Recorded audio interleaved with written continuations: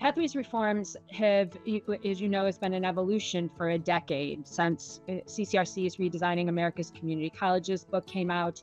And we really dug deep on the shift between that cafeteria college model, which was really the pervasive model for decades before we really started honing in on the fact that students needed more clarity. They needed more information about how the work that they were doing in post-secondary aligned to a job, whether that job was graduating the community college and transferring and then getting a job, or direct employment in the workforce, that alignment in that connection was very opaque if there was a connection at all in a lot of community colleges. And now we know from research that it's not just one reform, or it's not just two reforms, but it is a suite of reforms that the colleges have to undertake at scale and then continually improve in order for them to have impact on student persistence, completion, and now more and more as we talk about post-graduation success. So what does that mean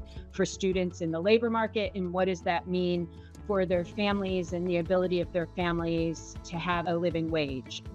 Very often, rural students are place-bound, that they really have no intention of leaving their rural environment. So we have to be very transparent to rural students about what jobs are available in the region, what those wages are, what the training and education and credentials they need in order to have those jobs. And also, we have to be mindful about the capacities at rural institutions. You cannot overlay a reform that happened at a suburban or an urban institution and overlay that in a rural context. The capacities are very different. The size of the institution, the amount of people that rural institutions that are doing more than one job.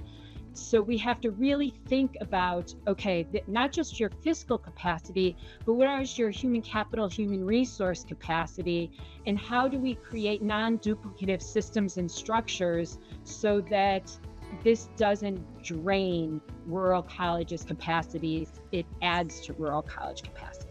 We use the Guided Pathways framework as an overarching framework for reform, but we really have adjusted to the college and the context in a way that meets them in their communities where they are.